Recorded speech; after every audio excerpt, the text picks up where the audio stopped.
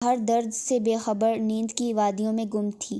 شنوال اس کے پاس بینچ پر آ بیٹھا۔ اس کی نظروں کی بے قراری زرشے کے نقش نقش پر عشق برسا رہی تھی، پر وہ ستمگر تھا، کیسے کچھ ظاہر ہونے دیتا؟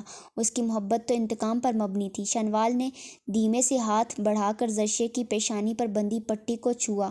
دل میں درد سا اٹھا تھا۔ وہ بے ساختگی سے میں جھکتا نہایت نرمی سے اپنے ہونٹ زرشے کی پٹی پر رکھ چکا تھا۔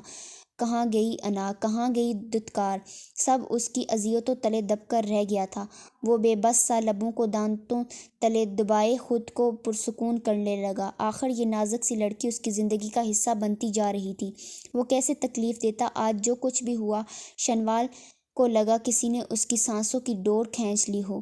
زرشے کی حالت نے اسے بدحواس کر دیا تھا۔ آج شنوال خان نے اعتراف کیا تھا کہ زرشے خاقان کوئی معمولی لڑکی نہیں، بلکہ شنوال خان کا عشق آتش ہے، جس کی تپش وہ برداشت کرنے سے قاصر تھی۔ شنوال اس کا ہاتھ تھامے زرشے کی فکر میں گم تھا۔ جب اس کی جیب میں رکھا موبائل وائبریٹ ہوا۔ شنوال نے فون نکال کر سکرین دیکھی تو سانول کا نمبر تھا، جو اس نے ہی دیا تھا۔ شنوال کو کچھ غلط ہونے کا احساس ہوا۔ اس نے جلدی سے کال پک کی۔ دوسری طرف کام کی پریشان کن آواز سنائی دی۔ صاحب، سانول صاحب کو بے حد تیز بخار ہے، لیکن دوا لینے سے انکاری ہے۔ انہوں نے کچھ کھایا بھی نہیں ہے، نیند میں بھی بس نینا بی بی کا نام لے رہے ہیں۔ شنوال نے ضبط سے مٹھیاں بھینچیں۔ وہ کیسے بھول گیا کہ سانول خان میں بھی خانوں کا لہو تھا۔ جنونیت تو ورثے میں ملی تھی۔ برزام کی ساری بات سن کر اس نے گہری سانس لی۔ بولا تو لہجے میں نرمی کا عنصر مفقود تھا۔ اوکے، تم فکر مت کرو اور حویلی سے نینا کو لے کر سانول کے پاس لے جاؤ۔ اسے کہنا شنوال خان کا حکم ہے۔ جی سائیں، آپ کا حکم، میں بی بی جی کو پاس پہنچاتا ہوں۔ شنوال کال کٹ کر چکا تھا۔ اس کے دل میں محبت کی نئی کونپلیں پھوٹ پڑی تھیں۔ سالوں بعد دل دھڑکتا محسوس ہوا تھا۔ وہ سانول کی تکلیف خود میں محسوس کر رہا تھا۔ آج جس احساس نے اسے زخمی کیا تھا، وہ محبت کی سیڑھی پر اس کا پہلا قدم تھا۔ میرے عشق کی جو آواز ہو، تیرا شہر سارا یوں جگ اٹھے۔ میں بتاؤں تجھ کو کہ گم کہاں تیرا پور مہک اٹھے۔ نینا جو بھی نماز پڑھ کر فری ہوئی تو تھی، دروازے پر دستک سنائی دی۔ کون؟ نینا نے سر پر اچھے سے بنفشی دوپٹہ سر پر لیا اور آنے والے اس سے استفسار کیا۔ بی بی سے نیچے برزام شنوال سائیں کا خاص ملازم آپ کو لینے آیا ہے۔ انہوں نے آپ کو اپنے پاس بلوایا ہے۔ آپ آ جائیں، وہ نیچے ہیں، آپ کا انتظار کر رہا ہے۔ ملازمہ کی بات سن کر اسے حیرت ہوئی، کیونکہ حویلی کی لڑکیوں کو باہر جانے کی اجازت نہ تھی۔ یوں اچانک شنوال خان کا اسے بلانا نینا کی سمجھ میں بالاتر تھا، پھر بھی اپنے بھائی کا حکم ماننا تھا۔ سو فوراً ہی الماری سے کالی شیشوں سے ایک کڑی چادر اٹھائی اور ملازمہ کو جانے کا کہتی خود حجاب کرنے لگی۔ نینا نیچے آئی تو گاڑی پہلے سے ہی تیار تھی۔ وہ گاڑی میں بیٹھی اور آیت الکرسی کا ورد کرنے لگی۔ نہ جانے کیوں اس کا دل بہت بے حد گھبرا رہا تھا۔ اسے بے چینی میں وہ رات تک جاگتی رہی تھی۔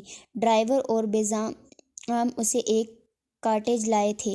نینا بری طرح الجھی تھی۔ اس کے وہم و گمان میں بھی آگے کی سچویشن نہیں تھی۔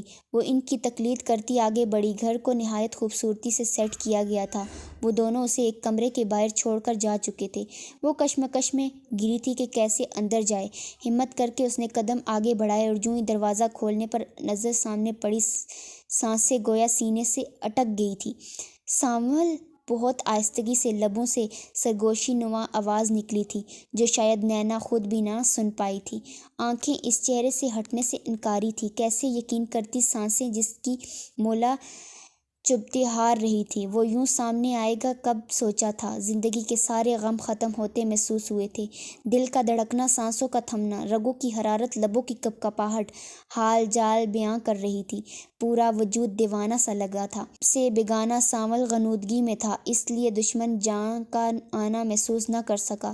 نینا بے جان قدموں سے سانول کی جانب بڑھ رہی تھی، مگر دل و دماغ معاف تھے۔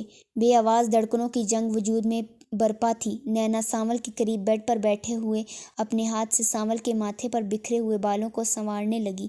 نہ جانے کیا تپش تھی، اس لمس میں کیا احساس تھا، جسے محسوس کر کے سانول خان اپنی مندی آنکھوں کھولنے پر مجبوراً مجبور ہوا۔ جانی پہچانی خوشبو نے جینے کی امنگ دی تھی۔ نینا کو اپنی قریب محسوس کر کے سانول کی روح تک سرشار ہو گئی تھی۔ نینا اس تڑپ سے بے خبر اپنے کانپتے دل کو سنبھالنے کی کوشش کر رہی تھی۔ کمرے میں دونوں کی سانسوں کی آواز گردش کر رہی تھی۔ دونوں نفوس آنکھوں سے ہم کلام تھے۔ اچانک نینا کے گستاخ آنسو پلکوں کی باڑ توڑ کر گال پر بہنے لگے۔ سانول نے بے قرار ہو کر اپنے انگلیوں کی پوروں سے نینا کے آنسو چنے۔ نینا ایک بار پھر سسک اٹھی۔ کیا ستم تھا یہ! اپنے دل و جان سے محبوب شخص کو خود کے لیے تڑپتا دیکھنا یہ شاید ہی کسی کے لیے آسان ہو۔ محبت ہی انسان طاقت ہے، مگر محبت ہی انسان کی سب سے بڑی کمزوری ہے۔ دونوں نے بے گناہ ہوتے ہوئے بھی بہت بڑی قیمت چکائی تھی۔ ایک دوسرے کا ساتھ میسر ہوتے ہی قسمت کی ستم ظریفی نے سب کچھ چھین لیا۔ سانول اسے خود پر جھکاتے نرمی سے اپنے سلگتے لبوں کو اس کی بھیگی پلکوں پر رکھا تھا۔ جان و قرار جیسے لوٹ آیا تھا۔ سانول بے خود سا اسے تکے جا رہا تھا۔